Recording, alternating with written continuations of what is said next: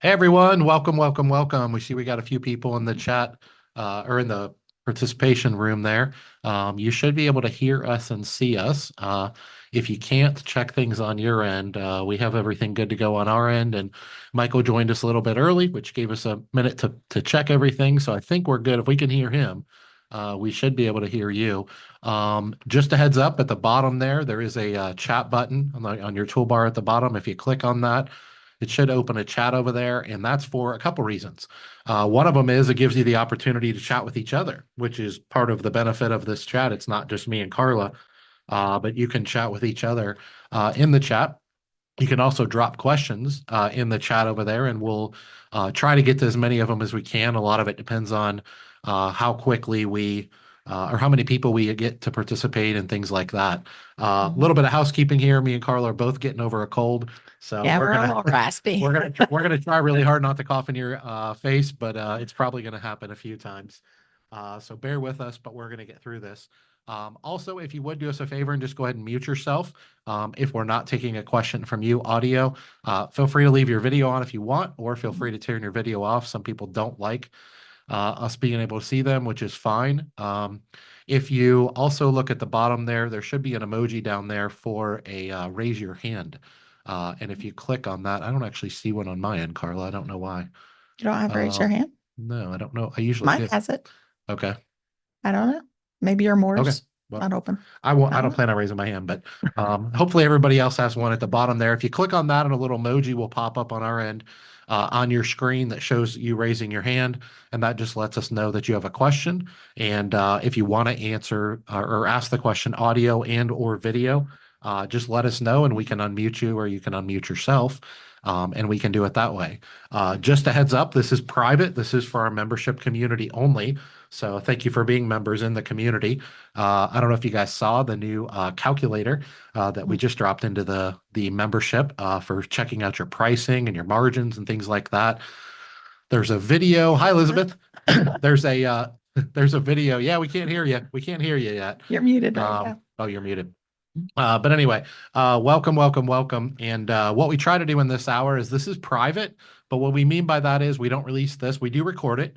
So you should have had to give us permission to do that, but we don't release this to the public. So it's not going to be on a podcast. It's not going to be on social media. It's not going to be on our YouTube channel or anything like that, but it is in the membership, meaning if you are a paying member of our community, then you can see all the recordings in there. So a couple things to that. One, if you maybe are a new member and you want to go back and watch the recordings, I think do we have about a year now of them? Yeah, we Okay. have over a year Do- now. So So we've been they're doing it under the monthly. members videos page and I list underneath the different topics that are discussed. So if you want to open it up, the email that I sent had a link to that. But if you open it up, you can even search for specific topics. So if you're specifically interested in a new store or Santa Wash or pickup and delivery, you can kind of look for those where those topics came up and where we discussed them. And she's also done the same. She spent quite a bit of time and is continuing doing this with just our regular videos. So not our community member Q&As, but just regular videos that we put on our YouTube channel, our podcast, even cutting up the podcast into like bite-sized videos and titling them. That's all a part of the search library in the community. So it just makes finding our content a little bit more easy instead of having to just rumble around the internet randomly, just looking for particular videos. She's got them on topics, and that search function is pretty good. Yeah, you can search by topic or keyword, and then it'll tell you what percentage of that video kind of hits that topic or whatever. Yep, for So, sure. So, welcome, you guys. Looks like we have 5 or 6 people in here right now, and I'm sure it'll keep growing for the first 20 minutes or so. But this is our November's Q&A. So, as I said, we are recording this. If you jump in later and are watching this later on the recording, unfortunately, you can't post a question, and we won't be able to do it if it's not live. But if you have to jump off early for some reason, get to work or get to an issue at one of your stores, just remember that the full recording, usually it's about an hour, is on the membership. And like I mentioned, if you weren't aware this existed before, you can go back and watch all the previous ones. And then lastly, we do this every month and plan to do it forever and ever. Amen. Um, and so our plan there is to connect with you guys as long as you're part of the membership community And the idea behind this is it's you don't get a one-on-one coaching call per se, but hopefully you can get a few of your questions answered. And we've always learned that you learn a lot just by kind of being a fly on the wall and hearing each other's questions, whether that's on a recording or on the live. So obviously, when you're live here, you can ask us questions. And what we always tell people is the more people we have here and the more questions we get, the less in depth we're going to go because we want to try to get to at least one or two from everyone. Some months we have 10 or 15 people in here. Some months we just have two or three. And if we end up with two or three, then you just get one-on-three access to us, so to speak. And so we'll tend to go a little bit deeper. If you ask a question, we know we only have 5 or 6 people in here, and we'll try to go a little bit deeper and giving you a little bit more information on the questions that you ask. And then lastly, what we'll also try to do, just in the name of time's sake, is we'll try really hard to point you to resources. So we're not really here to sell you anything. We're not here to convince you that coaching or workshops or whatever. But we do have different podcasts. We're approaching 100 of them that are all about an hour long. And so, if you ask a question that we've gone very in depth in on the podcast, then we'll point you to that and then give you a simple answer just to try to save time and try to get to other questions. So, sorry, I got a coffee. So Elizabeth, how's your store coming? Well, it's been 4 weeks. We've done about 82 orders as far as the POS system goes, Well, that's pretty but good only in a one month. pickup. Oh, so you're getting a that's lot a of little drop-off? discouraging. We did a huge drive for blankets and comforters and sleeping bags for the hurricane people in North Carolina. So we did Nice. 800 pounds plus of Wow. blankets. you. And that was good. It got attention to who we are and where we are. Sure. And it was good for my attendants to learn how to do that. So, so that was fun. Awesome. But now I need to make some money. So, So how did that work? Did you actually have people like donate blankets and then you Yes. washed them and then shipped them down to the Carolinas? yes, we took them to That's somebody. awesome. We did actually 3 different loads. We took them to people that were already taking loads down. And so actually we did our last one on Friday night. Today's Thursday. Maybe it was Monday night. And they're going to Tennessee instead of North Carolina. But yeah, so it was good. And even people like the contractor that did my, store, I mean, they went out and bought new blankets and new pillows and all that kind of stuff and donated it. So it felt us good. And as I said, it was good for people to know that we even existed. So Mhm. Yeah. Yeah. that was kind of a good way to start. Yeah. But Do you know um, do you have any other pickup and delivery going on in your market yet? Or do people even Nobody know it else. exists? Okay. So And you've I got to think teach that's- your market. I think that's a little bit of the issue is that people don't understand what we do. Yep. Um, I can tell you that for and sure. so I don't know how Sorry. to educate them very well. Yeah, I tell So- everybody that launches. I'll jump in for a second here. I tell everybody that launches pickup and delivery. You're all going to have one or two problems, right? You're either going to have a lot of competition, which means you got to break through the noise. If you have a lot of competition, the good news is the community in general knows that your segment exists, meaning they know laundry pickup and delivery exists and is a thing because you benefit from their marketing. But you got to cut through the noise and convince them to use you versus the other guy or girl, right? And so that's a pro and a con. And then the flip side is true. If you don't have any competition, the good news is you don't really have to fight over business. The bad news is you have to create the whole segment yourself, right? And that takes time. If I had to choose, knowing what I know now after 15 years in the business, if I had to choose, I would pick actually having more competition. I really truly would. Even though that sounds like horrible, like you don't want to be oversaturated. And the reason that I say that, which you remember this at the workshop. I missed what you said, Dave. oh. You would choose having no competition? No, No. I would actually choose having a lot of competition. A If lot I- of competition, If okay. I Like had to pick. basically it's easier to compete, Yep. be the best one out there than it is to have to teach an entire market that your product exists. Yeah. Yep. And And if that's you were- where I am, and that's why I'm here today. Yeah, It's like, yeah. So it is what it is, but at least you know where you're at and you know what you have to do. Usually that's playing a little bit longer game. That means you're going to have to spend some money on marketing and things like that.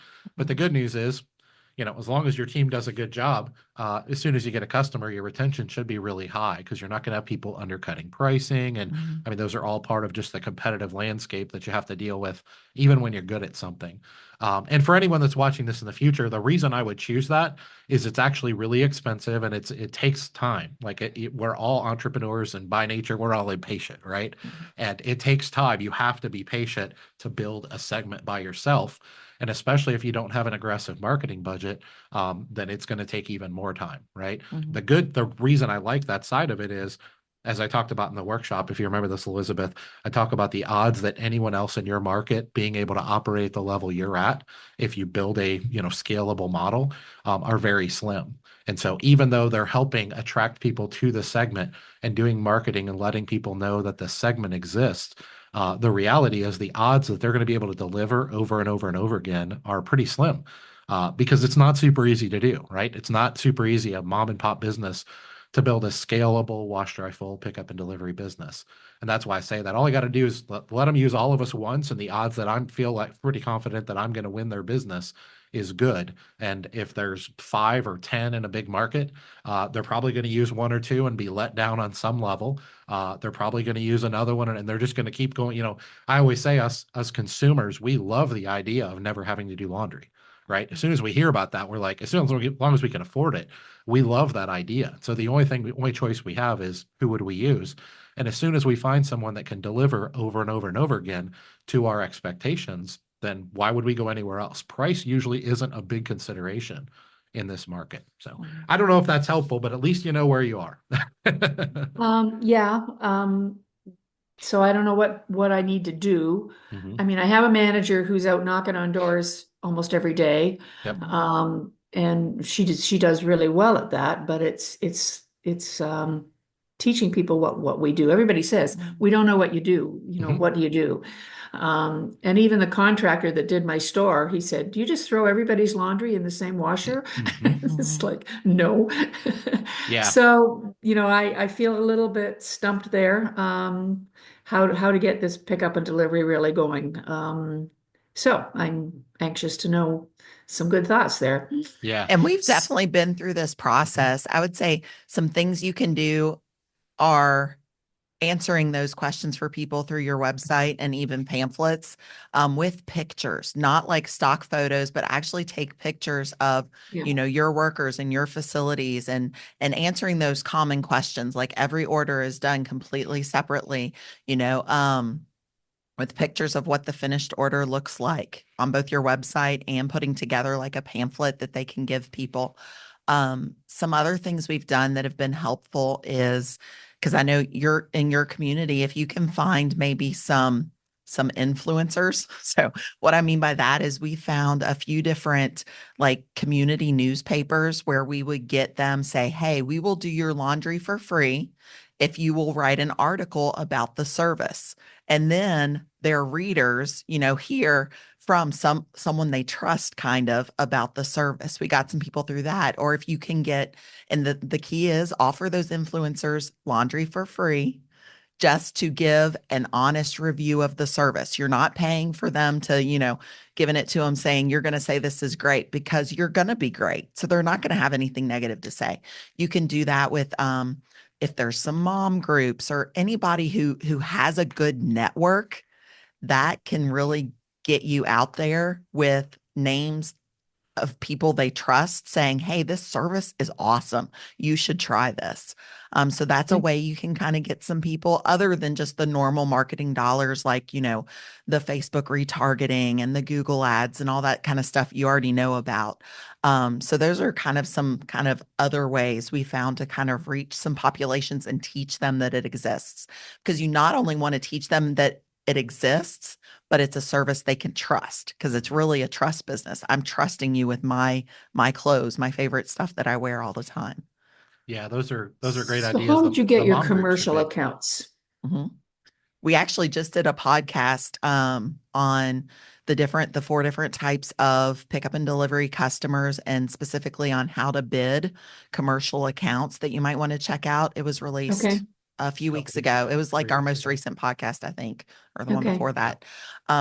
So you might find that helpful, but those are a little bit more cold call going to the door. This is where if you can develop maybe a nice commercial pamphlet or information packet with pictures that specifically describe your service, you're going to be looking for kind of your niche is going to be kind of those small business where they have maybe smaller size orders because we don't have the big industrial equipment like the Cintas and the Aramark.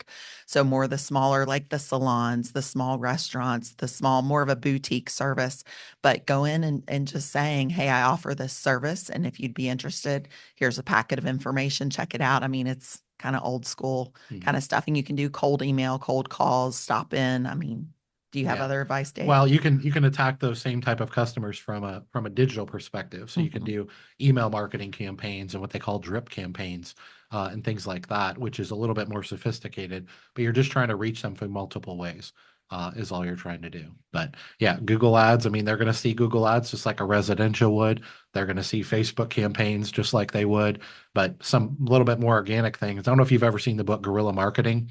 It's a little bit older book, but they've revised it a few times. Those are like lower cost, more effort, less actual money, marketing things. And this applies to self-serve too, that you can do to just help get the word out about your business. But unfortunately, the negative side is you don't really have anyone helping you build this segment, and you're a brand new business that didn't exist 4 weeks ago, right? And so you not only have to convince people that they need this service that they might not even know that they need. They don't even know it exists. And then you have to say, well, I've never heard of this before.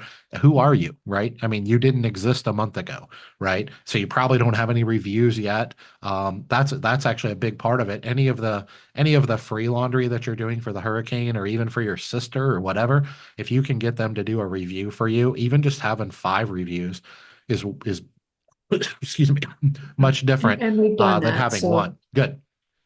I guess I just expected it to go faster than it is, and I just need to accept the way it is. I mean, you had Coin Laundry when you started it to kind of carry the 4 of them. financial Yep. end of it. You sure And, did. and I don't have, and I'm Yep. glad I don't have that because I don't have all the hassles. Yeah. And there is a Coin Laundry in town, and the people that have been coming in are coming in because that one's so bad. There you go. Wow. See, that's exactly what. So, So you can yeah. apply the same principle to drop off laundry. If they have a drop off laundry and you have a drop off laundry, those aren't necessarily the same thing, right? Doesn't sound like they have one at all. But yep, those are all things you can do. But honestly, none of them are a magic bullet. They all take time.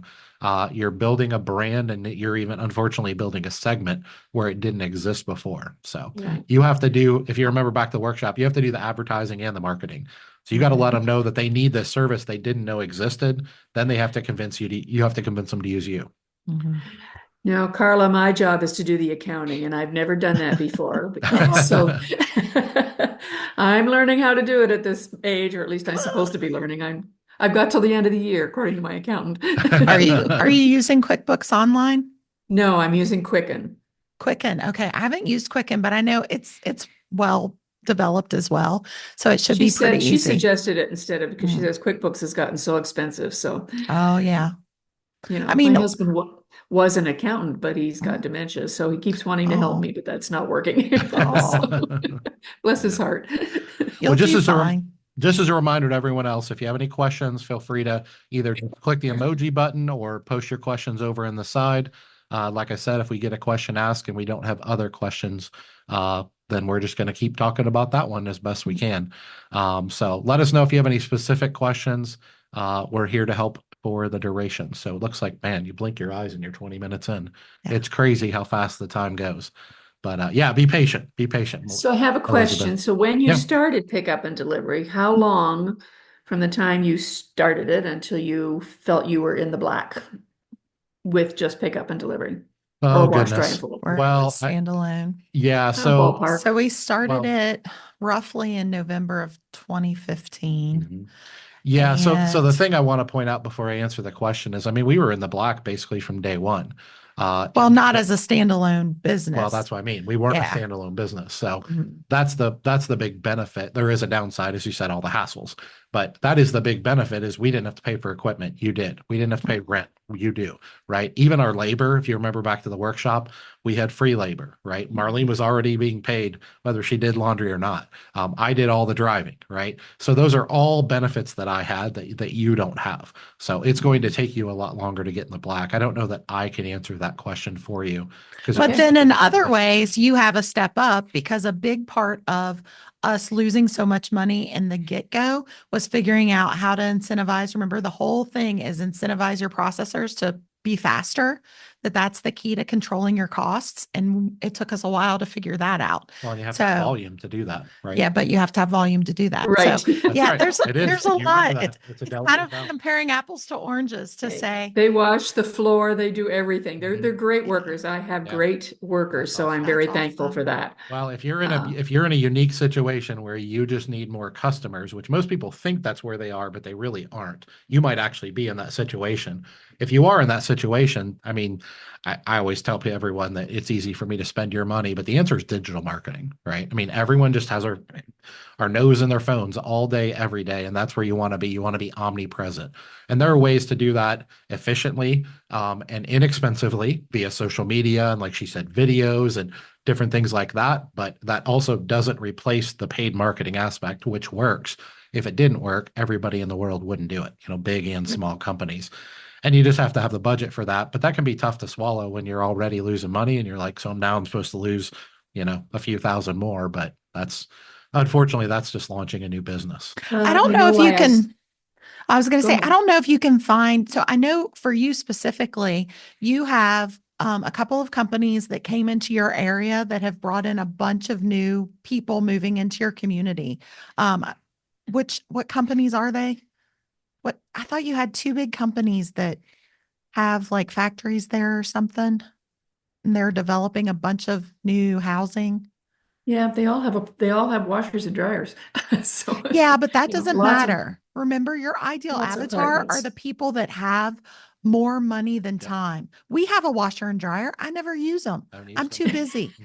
I love having my laundry picked up and delivered. It's a task that I don't have to worry about. Yep. I'm not wealthy enough that I have a live-in maid, but we're a two-income family and we're busy. And that's actually what you want. So just because they have washer and dryers, those could still be your pickup and delivery avatars.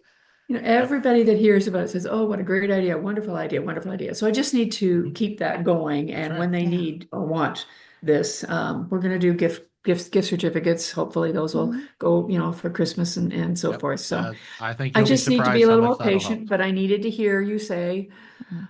to be Yep. more patient. Yeah, we're gonna get to another couple questions, but I want to hit on that real quick, Elizabeth, because keep in mind that once again, it's hard to stomach when you have a limited budget and stuff, and you're spending money on marketing and all the facility and all these things. But if you can, lowering your costs just as an entry point, for 20% off your first pickup, you refer someone to us, we'll give you $10 off your next pickup, and we'll give them $10 off their first pickup. Anything you can do to incentivize them, you can get the word out there all day, but if it's just like, here we are, use us. They're not really motivated to take action. That's why in the digital marketing world, we call that a call to action. You can put your ad in front of them, but giving them a reason to take action, today only, Christmas special from now until blah, blah, blah, right? Anything you can do to create a sense of urgency associated with, usually it's a discount, but not always. Free bag, you might be doing this anyways, but you can do a promotion that says free laundry bag with your first pickup, which you may do anyways, right? You might do it for everybody, but they don't know that, right? Sure. So that's a Yeah. way to, instead of just, like I said, whether it's with postcards or digital mailers or emails or Google ads and things like that, it's not necessarily taking the action of doing it. It's the copy behind the action that gets it's an art, not a science. And if you can find clumps of kind of your ideal customer ends for them, if there's a new community that's being developed that is going to be full of busy two-income families, maybe get in with that realtor or that builder and say, hey, I have this 20% coupon for if they want to try our service, if you'd like to put that into your welcome package. Or, just kind of ways of getting into those groups of people. Yep. Can be Yep. handy. Okay. Yeah. I don't know if you're on Facebook, but the Facebook groups, the mom groups she was talking about, sometimes they'll let you post in there and they won't charge anything. Sometimes they'll charge you. couple $100 to post in there, but 3,000 moms see it. And Post then on like, about eight do you? of them. Okay. Well, keep doing as So- much as they'll let you without spamming them. As much as Right. they'll let you, One of them do that. emailed me the other day and said, you can only post twice a Uh-huh. week. I said, okay. Yep. Yeah. And if you get the admin reaching out to you, that's when you reach back out to them and say, hey, I have an offer for you. What if I did your laundry for free for the next 2 months in exchange for you posting? Instead of me Mhm. posting, let the I call them micro influencers, but let the micro influencer promote. They probably don't trust or know who you are, but they probably trust Sally Jones, right? Who runs this group, because they're in that group and they probably look up to them on some level. We trust That's a good people who idea. use Yep. the service, not who own the That's service. right. Yeah, you're just a salesperson, kidding. right? Nobody's going to trust you, but they will trust the influencer. So keep that in Okay. mind. I know Michael posted a few minutes ago. Yeah. Michael, I know you mentioned before everybody else jumped on that you're a new laundromat owner. You're 4 weeks in too, but you bought a laundromat 4 weeks ago and you have a few questions. What do you got for us? Just hit Oh. unmute. Oh, yeah, you go. Yeah. Okay. You can hear me? Yep. Yes. Go ahead. Yeah. I guess I'll start with this one. How do you guys feel about so I have an ESD card system. Okay. How do you guys feel about bonus dollars? I think it's a great idea. So kind of where I'm coming from is that when I got here, for every $20, the previous owner was giving $6.50, which Holy was cow. yeah, which is insane. You know, That is insane. I did the numbers. And I think it was like 40,000 she, in credit she gave away last year. So, Yeah. Again, like I was saying about before about the prices being high, so I lowered those, but I took the bonus away Hmm. completely. But on a couple of your podcasts, I've heard a few owners mention that they do like $2 for every Mhm. 20. Mhm. Yeah, Which I think- probably Go the ahead. most common is 10%. I was going to say, Mhm. Okay, even 10%. people that do, I don't know too many people that do over 10% because that'll add up. Which Yeah. you've learned that. And a lot of times if you do the 10%, you won't do it for smaller denominations. So you might not do it for $10. You might not give them $1 for $10. You'll give them 2 for 20 or 5 for 50 or 10 for 100 type of thing. Because Yeah. what you're trying to do is create, one, you're just trying to put money in your bank account that they may or may not use someday. But if they do use it, you're going to create loyalty, right? So if they put $100 in there and you give them $10, they're guaranteed to spend $110 with you because Right. or I guess $100, right? And that's the concept behind it is another thing that I know, and this falls under the category once again of it's easy for me to spend your money, but I don't know if the place you bought, if you either already have or you plan to do big changes. It could just be paint on the wall and cleaning the place. It could be a large retool. It could be new signage. It could be big or small. But if you plan on doing something like that, even just signs under new ownership or, updating your Google page or doing digital marketing, paid digital marketing. If you have plans, I know you're still early, but if you have plans to do anything like that, once you get to a point of, I always say, perfection doesn't exist, but excellence does. So if you've gotten to a place where you feel confident that your business is better than it was before, don't just throw a new toilet in and then run a big special. But when you get to that point where there's really something you think is going to move the needle, doing a double your money bonus promotion can be really, really powerful. Now you are like that's a significant amount of money, right? But it's really usually it's done for like a grand opening, a customer appreciation event or day or week, something like that. But they're When you want to really bring people in to Yes. see the new changes. what you're doing is you're creating a buzz because the goal isn't to create a buzz. The goal is to create a buzz and get them to take action, right? Just like we talked about with Elizabeth. And so a double your money promotion is literally, and you can maximize or minimize it, but usually people do $20 or more. If you put $20 on your card, you get 40. If you put 50 on your card, you get 50, and you can cap it up $250 or whatever. But it sounds like a lot of money, but if you look back at the numbers on it, one, the cost for you to provide that isn't the same as what it would cost for them to actually put the dollar amount on there. And then the other way to look at it too is I think the number's like around a third. A third of those bonus dollars will never get used meaning they basically go into your float.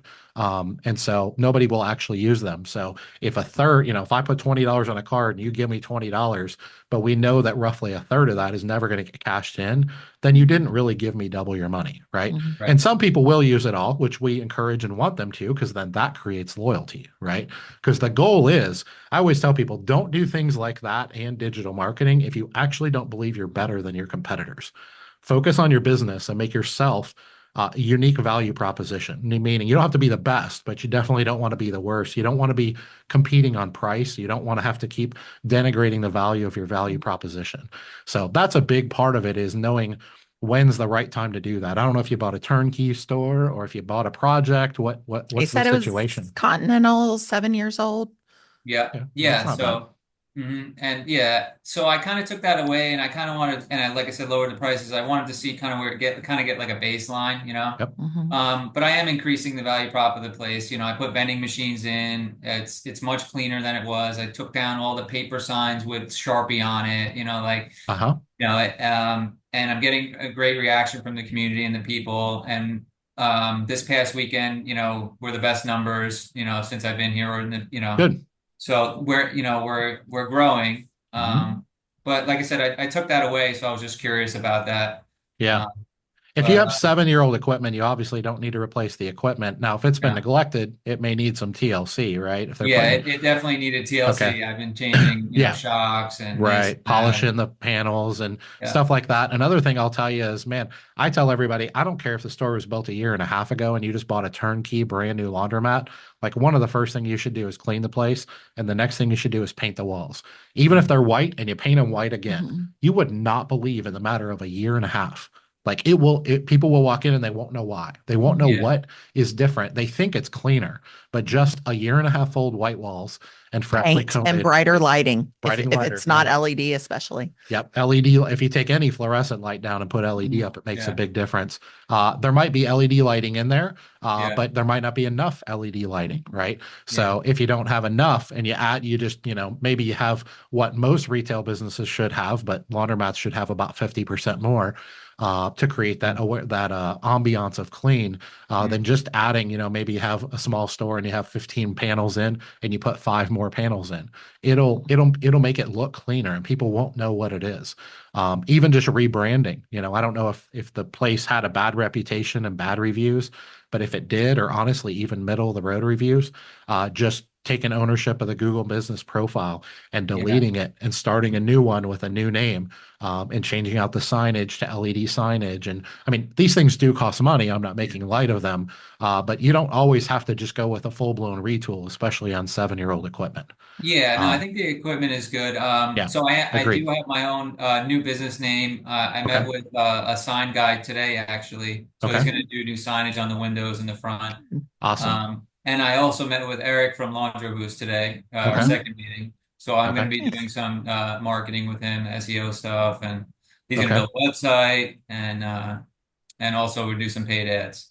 Okay. Awesome. Well, Yeah. what I tell, and I'm going to go down a rabbit hole for about 5 minutes here because I'm talking to a newbie and I love helping newbies. Yeah. So when you let me gather my thoughts here. So when you take over a laundromat, no matter how good or bad of a condition it's in, you should always have a master plan to make it yours. Right now, Elizabeth's case, it's not a laundromat, it's an OPL store. We know more about her situation because she's been to our workshop and things like that. But she built a new facility from the ground up, right? That's a little bit different animal. But whenever you're taking over an existing store, good, bad, or indifferent, you're going to make it yours, right? It could be beautiful and amazing, but you're still going to put your touches on it.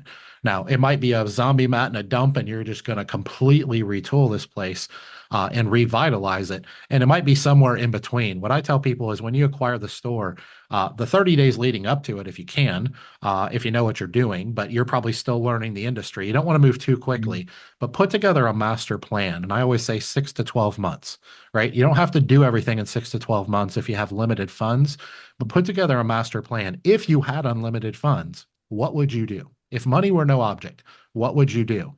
And then kind of reverse engineer that based on your budget, based on the practical things first, like we talked about paint. and signage and rebranding. And if you have an average of 3.2 stars, then for God's sake, take that whole Google business profile down and delete it, right? It's better to have a brand new profile than it is to have something like that. If it's above 4.2, 4.3, you can probably work with that, or even 4. If it's I don't below, think I can take it down. Because Okay. there's an existing business and it goes by the address. So Okay. I was So able let to me, change the name, but I'm gonna have them, they're gonna manage the Google business and maybe do some of the like comments or who's review that? management type of thing. Who's they? Launder Oh, well, Boost. Laundry Booth. Yeah. Okay. Which So they do have. There is a appeal process to Google when it goes under Yes. new management. well, let me Or get sometimes they will let me do get a new Google clarification on that, profile. because I want to make sure we're leading you correctly. When you say I forget the word verbiage you use, but do you have control of the Google business profile? Not Launder Boost, not the old owner. Did they Yes, I do. transfer that to you? Okay. Yeah. What's the average reviews? Like it'll show a So aggregate. the stars are, I think I'm at 4.6. Okay. Oh, And you're that's what it good. was before. Yeah. Okay. Okay. Well, So that's you're And good. fine. I've only gotten one review so far, which was a 5-star review, and it was a Okay. great review. But But yeah, they had reviews before, right? yeah, there's some bad ones on there, but Okay. the average is a 4.6. Okay, Okay, you're then you fine can then. work with that. Yeah. Yeah. If you have the ownership of that, you can change or delete it. You can delete the whole thing and it'll disappear forever. But what I tell people is if it's above 4, 4.2 aggregate, then you want to keep it and you can change the name. You can change if the previous owner posted any pictures, you can delete those if they're Yeah. not flattering pictures.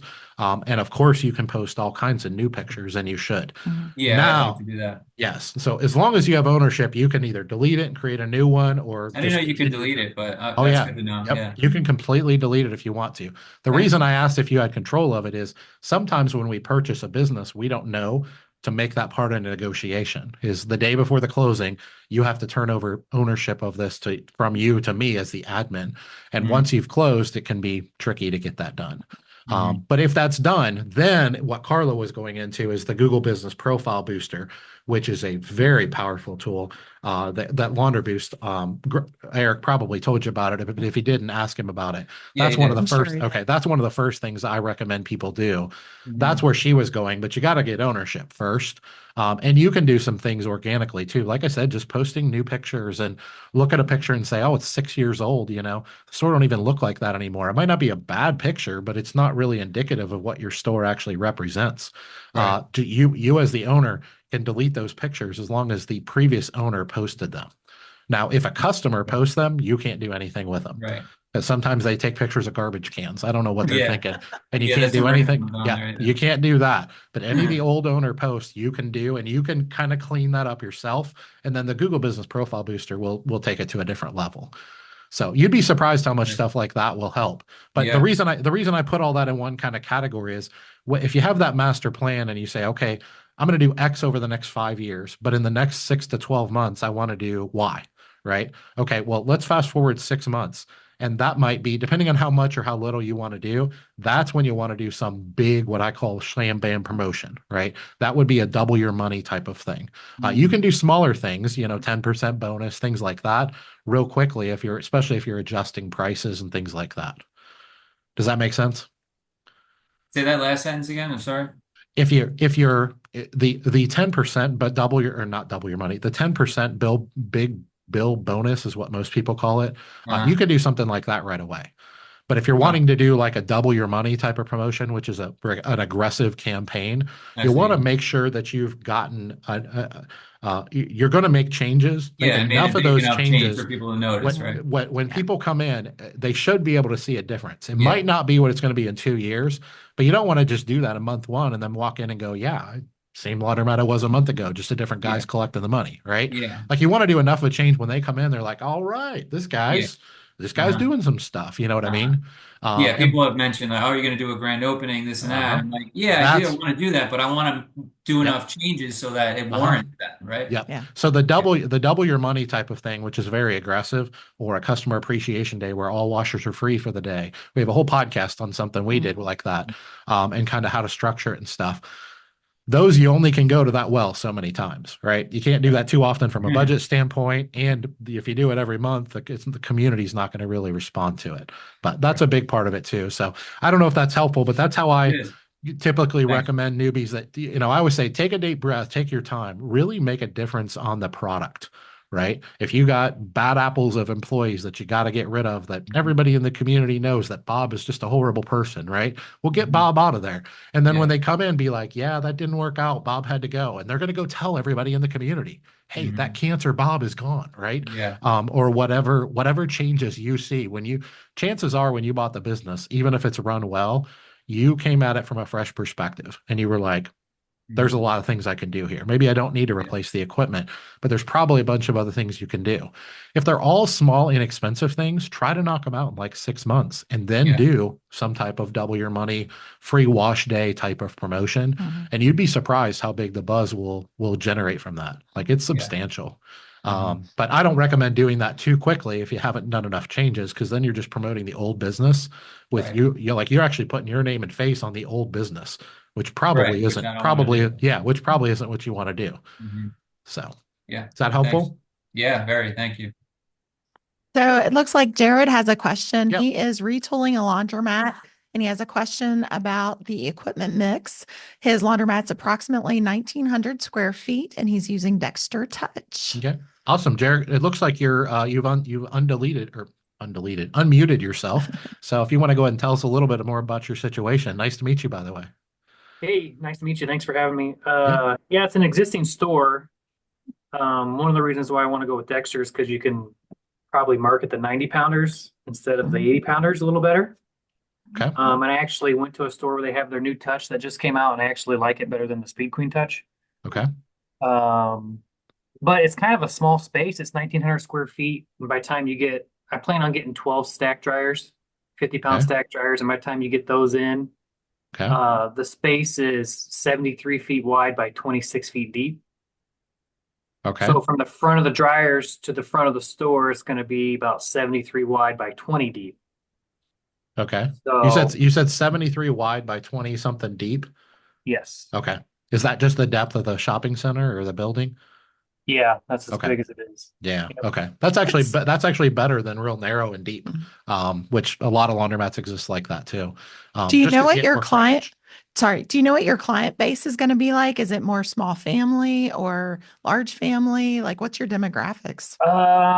Well, I think we have like within 2 miles, we have like 20,000 people, I think, within 2 miles. Okay. And there's like 8,000 renters, I think. So a lot of Where, renters where are you located at? up in the Quad Cities, The what? Iowa, and Illinois. Oh, okay. How many do you know that just population density within like 5 to 6 miles? Is I'm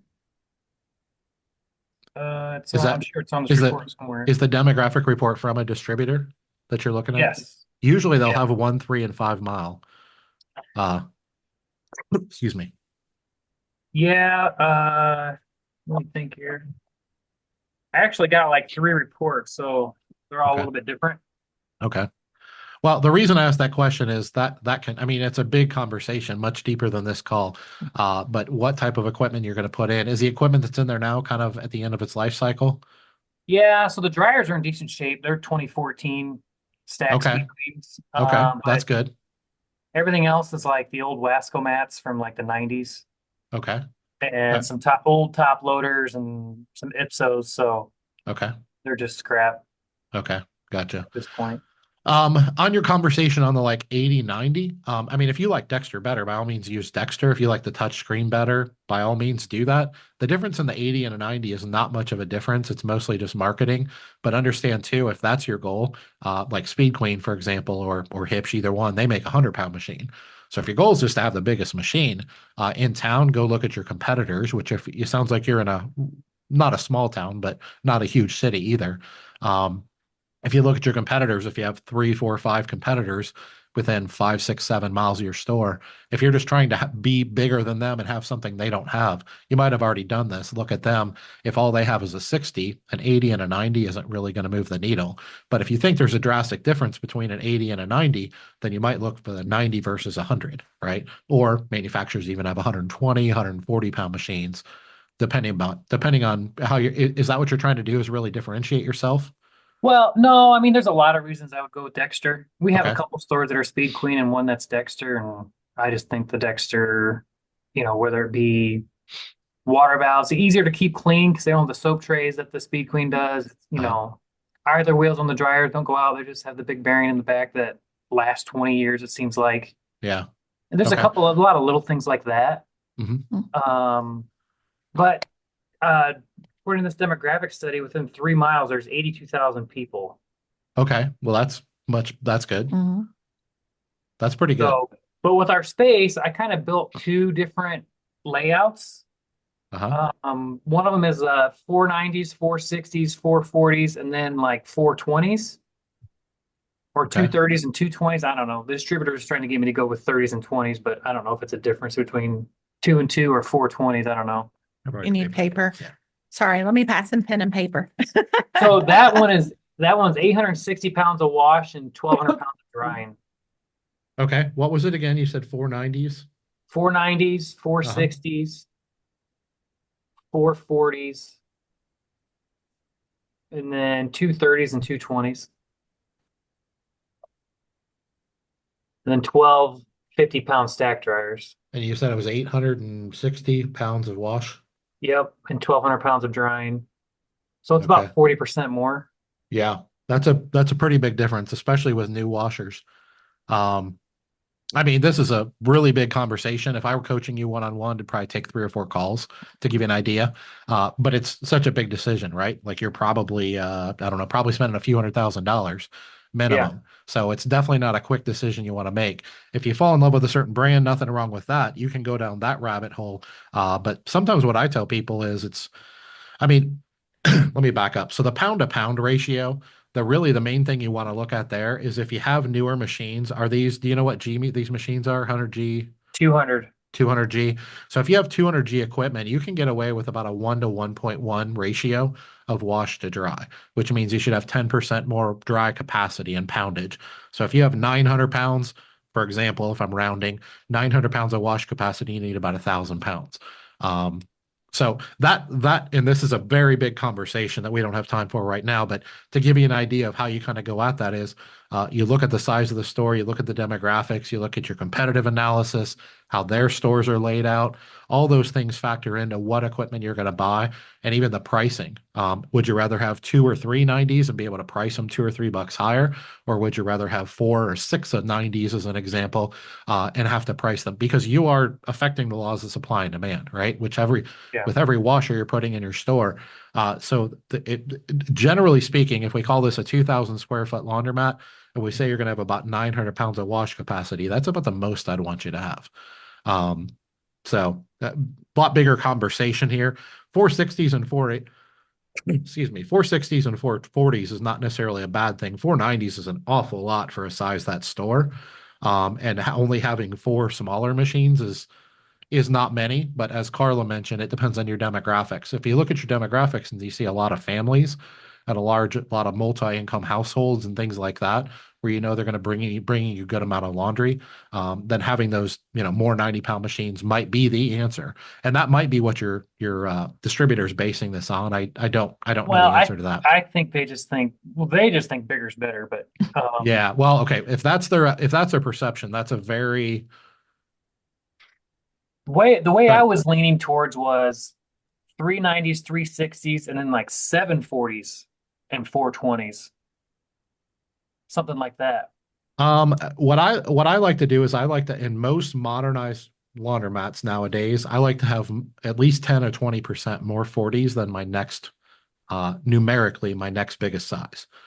So whether it's 460s, so I would probably think you would need, and once again, I don't want to mislead you in a quick, group call here. But I would think you would, if I were to look at this real quickly, I would say you probably want to have 640s, 460s, and 290s would be my guess. But once again, I'm not saying to call that gospel because I don't have time to, I mean, if I were looking at an actual layout and if we were doing a competitive analysis and we were looking at the width of your aisles, by the way, you don't want to put a bunch of 90 and 60-pound machines in if all you have is 30-pound dryers. That can be really dangerous too. And I know the dryers, they just kind of are what you have. So you'll want to be careful with that too. Do you have all 30-pound dryers? Where they're going to be 50-pound stacks. So there used to be 50 pounds in our pocket. So all Okay. 50-pound stacks. Yeah. That's what you have right now, the No, we have 2014s? 30-pound stacks right now, Oh, you're putting But all You're the dryers replacing in? them all. but we're going to replace them with 50-pound.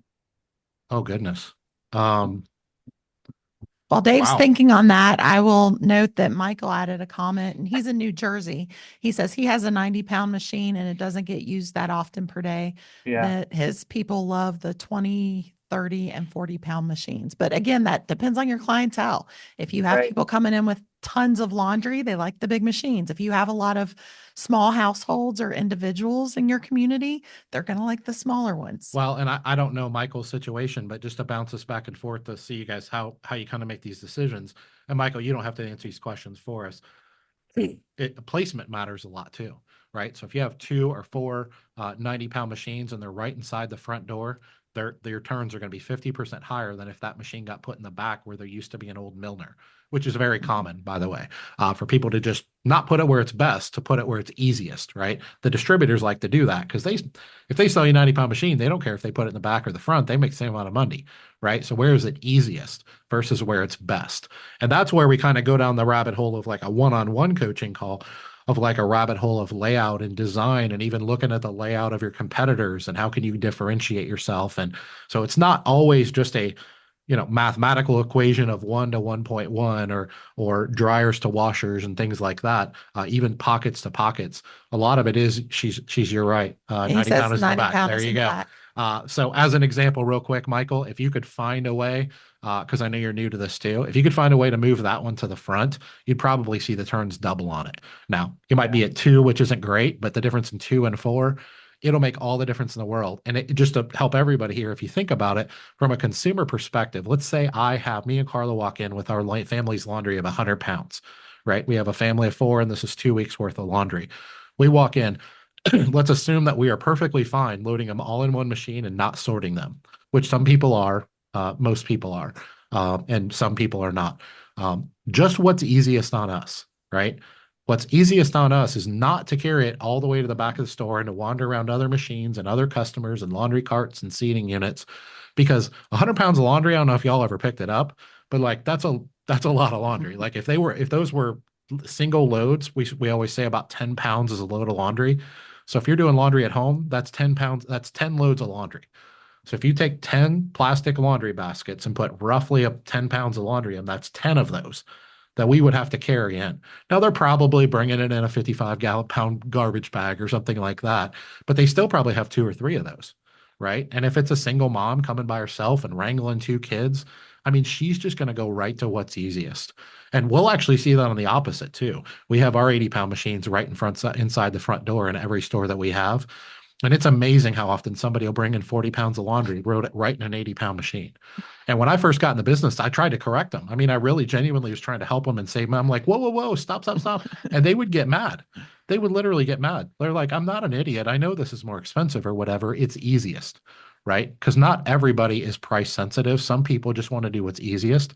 Some people want to do what's quickest, and that is quicker, right? Some people look in the back and they see a homeless guy knotted off in the corner, right? And the goal is to stay as far away from him or her as we can, right? I mean, there's a million reasons we make these decisions, but moving it to the front would make a big difference. So I know I got a little bit off base here. Back But- to Jared and the. Yeah. mix. So with the equipment mix, the first thing I would look at, I got to be honest with you. I want to try. Without seeing the layout, we don't Yeah, know too, it's- like how much room do you have for, If you you've have, got to have room for them to fold it. You've got to have room for them to sit yeah, and wait for their laundry. if you have 1,200 pounds of only 30-pound stacks in there right now, but they're 14 years old, there's no way I'd remove all those. Now, if you're putting in this equipment mix, I might remove half of them. But I would, those are in the dryer world, those are just getting warmed up. Unless you just really hate them or you just have way more money than you know what to do with and you want everything to Well- be shiny and pretty. I have another store I can put them in. You That- do? Those, Okay. Those dryers are from the 90s that I was going Okay. to take those That and move is- them into. Okay, good. That makes all the difference in the world too. One thing I will caution you on, and do what you want, but I've been doing this for a long time independently. I don't care what you buy or don't buy. I don't make any money on it. There are a lot of distributors out there with an equipment mix similar to this that are recommending all 45-pound stacks or 50-pound stacks. And that's horrific advice. It's very lazy, is what it is. Once again, it's much easier for them. Why to is it do bad that. advice? Why So do you it's say bad advice bad? for a couple reasons. One of them is if you only have a store with 45 or 50-pound stack dryers, there's no relativity, right? So if I walk in my laundromat and all I have is a bunch of 30-pound dryers on the wall, and I walk in yours and you have a bunch of 45 or 50s, because I'm not seeing them side by side, I assume they're the same size. So of course your 45s and 50-pound stacks are going to be more expensive because they're 50% bigger, right? But so what am I going to think as a consumer if I go to my store and do laundry one day and I see all 30-pound, in other words, all the same size, no relativity, and then I go in yours the next week? What am I going to think about your dryers? They're I'm overpriced. going to think your dryers are overpriced. That's exactly right, right? Because there's no relativity. And this is my distributor is one of my best friends, and he's taught me so many little idiosyncrasies about the business. He told me you may need the majority, like 45 and 50-pound stacks are the most popular size. You probably do want more of those than anything else. But one, if you're going to have even two small washers, you'll want at least a few stacked dryers.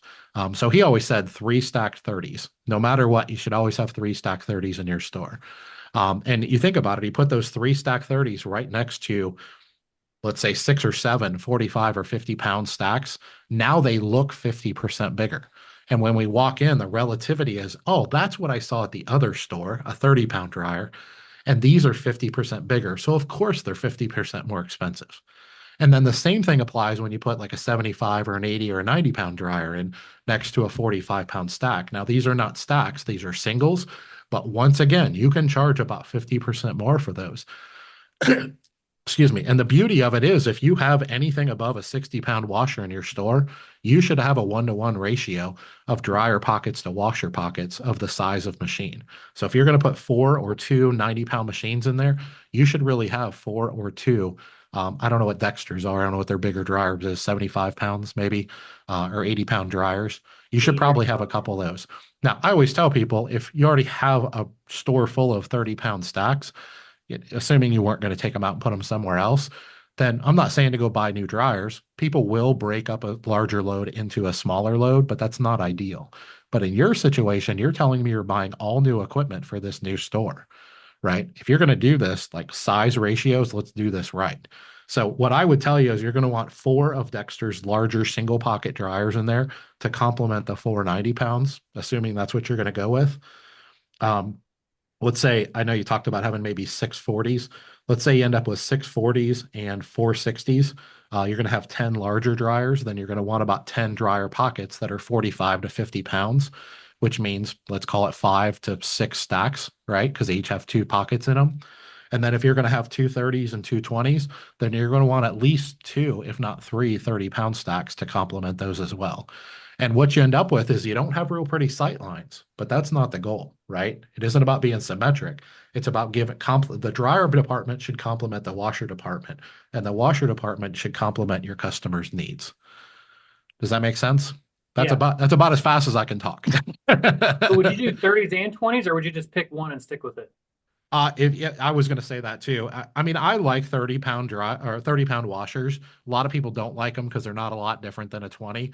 I actually like them, but I don't like them in this environment. If you're only going to have 4 of them, I would probably just do 4 20s, is what I would do. Because you're also, I'm hearing you say you're going to do either 4 or 6 40s.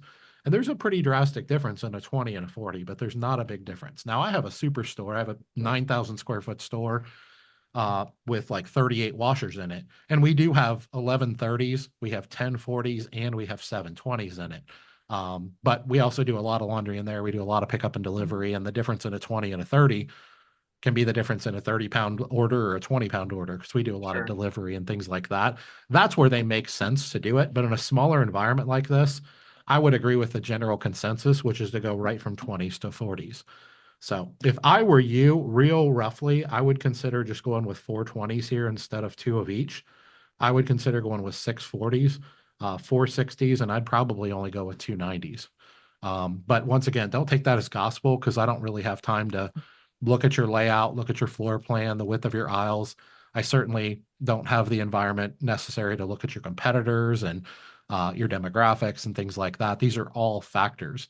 But I'm hearing I mean, your distributor may have really good intentions, but I'm hearing a lot of things that are 30-year-old advice, right? Not necessarily great advice for you, a sophisticated operator. And if nothing else, you don't have to take what I say, but also don't take what they say. What I would say is push pause, take a deep breath, and dig a little bit deeper on this. Because, like, generally speaking, us laundromat owners only do projects like this, like every 15 to 20 years, right? So you're making a 15 to 20 year. If you're doing dryers too, I'm guessing at least 300,000 off the top of my head that you're probably getting quoted on this. And so if you're going to make a 20-year decision to spend $300,000 or $400,000, you want to get it as perfect as you can, in my opinion. You don't want to get it okay. You don't want to make it good enough.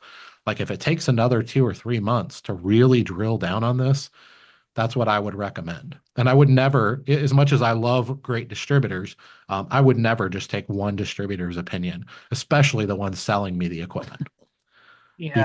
very careful, because once again, they can have the best of intentions. yes.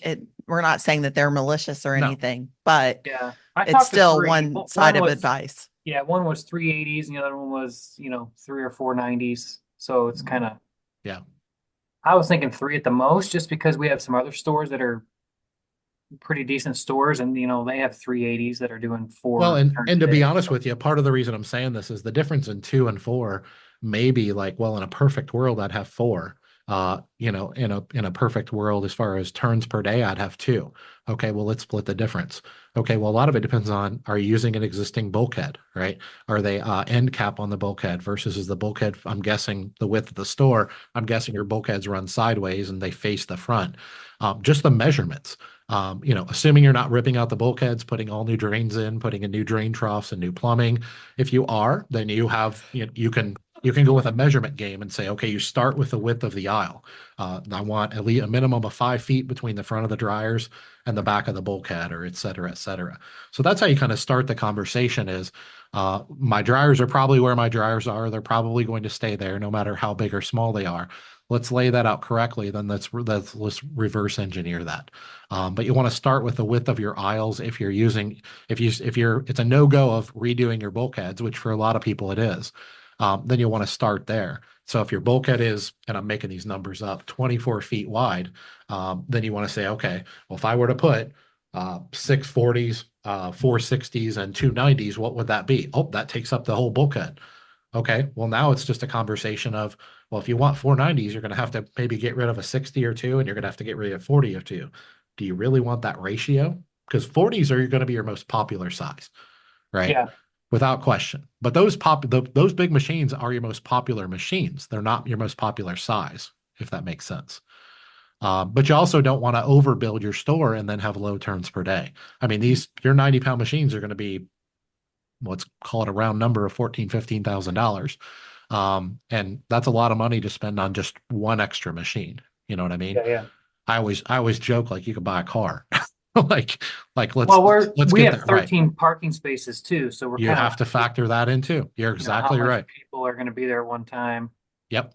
You absolutely have to factor in your parking. You can build a laundromat all day for the community around you. And if you don't have the parking, they're not going to probably drop off their clothes and then go home and come back, right? They're going to wait there, and they're not going to come at all if you don't have complimentary parking. So those ratios matter. All of these things matter. What I always tell people is it's not an exact science. It's more of an art, right? And so you got to take all these factors into consideration. And it could be tricky. I mean, you don't sound like a newbie, but it sounds like you can, if you have other stores, you have some experience. So you probably have a general idea of what you want to do. Don't let me talk you out of what you want to do, but do let me talk you out of what a distributor wants you to do, because you got to be really careful there. A lot of them will look at your layout, and even good ones, by the way, they'll look at your layout, they'll look at your bulkheads, and they'll be like, what's easiest for me? They'll take a measurement and they'll be like, you know what? 290s, 460s, and 440s will fit perfectly here. Okay, well, that may be a reason to do it. But what's easiest is not how we want to make decisions as owners, because you're making a 20-year decision. Yeah, we plan on redoing the bulkheads. Okay, good. If Just you're to kinda redoing the lay it out. bulkheads, Yeah, if you're redoing the bulkheads, then you're redoing the plumbing and the drains and everything else, and you can do it, once again. Then I would look at it from the perspective of you're probably not going to move the dryers. Most people don't. The dryers are going to be where they are. You may make them wider and extend the gas line or something like that, but you're usually going to make that decision, then make the decision of how wide do you want the aisles, and then you're going to try to figure out the depth and width of your bulkheads from that, and then the width of your bulkheads are going to determine what size machines you put in them. And I'm just talking a 10% variance. I'm not saying it's going to make you put all 20s in or whatever. But if you decide you're ultimately going to have a 24-foot bulkhead, then you measure it out and you say, well, man, if I were to make it 24.5 foot, I could get 390s in here. Okay, well, 6 inches from a 5-foot aisle is going to make it 4.5. Yeah, I can steal 6 inches to get that third 90 in there, right? That's generally speaking how I recommend you make decisions. So how far from the dryers to the folding tables? Because we have, I don't know if you can see this. I mean, I could send this to you, but I kind of drew it out. What I Okay, thought it would I figured it was, yeah, I figured it would be laid out like that. And this space here is just another space, but Okay, so the answer is it depends. You'll want a minimum of 5 feet. But if you're going to have folding tables on the back side of that bulkhead, meaning your folding tables, so people are going to be standing at dryers loading them, and their backs are going to be turned to somebody else that's facing a folding table that's folding laundry, then you're going to want more than 5 feet there. so we got 6. Okay, that's probably the minimum. Are those folding tables on the back side of that bulkhead? Yeah. Yeah, if you can see them. Yeah, push it a little closer if you would. Losing focus. Getting out Yeah. of focus. Okay. Yeah, if those are folding tables on the back side of the bulkhead closest to the dryers, then yeah, I'd want a minimum of 6 feet. Okay. But once again, sometimes 3 inches, 6 inches. I mean, it can't be perfect. It's like, well, it's not 6, but it's not 5. It's 5 and 7 inches, right? Because the space is the space. But as a general rule, yeah, that's what I'm looking for. Because what I always say is if someone's loading a dryer, they have the door open. Let's assume it's a 45-pound dryer or 50-pound dryer. They're going to open the door. The door's pretty big, right? Then they're going to have a cart sitting there. They might have a kid on their hip, and they're loading the dryer, and they're taking up, let's call that 3 foot of space. Well, you want enough room for somebody behind them to also stand facing a folding table to be able to fold laundry. Because if you have to choose, can I load a dryer or can I fold a folding table because I only have a 3-foot aisle? That is not a properly laid out store, right? If you're going to put folding tables and dryers there, the community need to be able to do both at the same time in a perfect world. Yeah. That makes What about sense. laundry carts? Do you do different mixes of laundry carts, or are they all the same size? Great question. In this mix, I would do all large laundry carts. The only exception is if you have a lot of small machines, if you just happen to cater to a 1, 2, 3 load crowd versus a 4, 5, 6 load crowd, then you'll want some smaller carts. But as a general rule, if the 1-to-1 ratio is about the same, I like to have all large carts if you have the room for them. But once again, you have to remember, where am I going to store them? Where are you They're going to not put being them? used, Do they right? slide under the Do they folding slide under the tables? folding Well, so tables? I was looking at some without the bar on the top, we could slide Mhm. under the tables, and then maybe Mhm. some with the bar that would be on the end. Yep. Mhm. Yeah. We have some too that have the bar just on one side and then Yep. the triangle. Yep. Those They are nice slide because under you still too. have the bar to kind of help, but Yep. it'll slide mostly under. Yeah, if you have the double pole racks, you can slide usually about half the cart under it, but half the cart sticks out. Once again, you need to consider that in your aisle Mhm. space. If you put the single poles in with a triangle on them, they'll only be about 3 or 4 inches that's sticking out. Yeah. So when you get in tight spaces, just the difference in a double pole rack and a single pole rack can really make a drastic difference in the layout of the store. Excuse me. See, we're Michael- running out of time, but yeah. Michael had one more Yeah, I know. I saw question that real quick. about shutting down the machines at night. So we do not. I don't recommend it. I think if you did the math on your electric savings, it's very minimal. And believe it or not, turning off and starting commercial machines is actually kind of hard on them. Like they're made to stay on. If you were to do that every night, it's really hard on like computer boards and breakers and things, Don't they fuses like and go to things like sleep, that. kind of like our computers do? The Yeah, servers especially do. if you have, I don't know if you have touch, but if you have touch, they'll have screensavers on them. And if you don't have touch, then all you have is a little $6 display. And the amount of electricity that's taking is very, very minimal. That's what I figured. I also yeah. have the ESD readers that are connected by, the Wi-Fi and stuff. And I was worried Mhm. about them in the morning. If there's When a you- problem. Yep, So- especially if you're auto or if you're Yeah. auto opening your store or something like that, sometimes they won't sync up and you'll get like an electronic error and things like Yeah. that. Yeah, so you gotta, every time you take them down, you don't know that they're gonna come back up the same Right. way.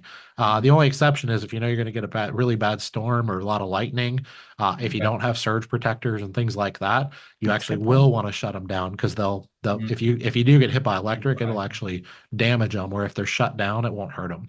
Gotcha. So, yep. Cool. Thanks. Awesome. I know we're totally out of time, guys. I would go over a little bit more, but we have to run and get our kid who's sitting at a coffee shop waiting on us. So anyway, Teenager, he's fine. yeah, he's fine. Yeah, he's not little. But he's been sitting there a little while. So we'll want to go get him. It was great meeting you guys. I know Elizabeth already left. She probably had another appointment. Great meeting you guys. If we can help in any way, let us know. But don't forget, we do this every month. Mhm. And depending on the month, sometimes like today, we only have 3 people and we can go really in depth on a few of your questions each. But let us know if we can help in any way. Until then, we'll see you guys next month. Great. Thank you. Thanks. Okay. Bye, All right. guys. Take care. Bye. See ya. Bye-bye.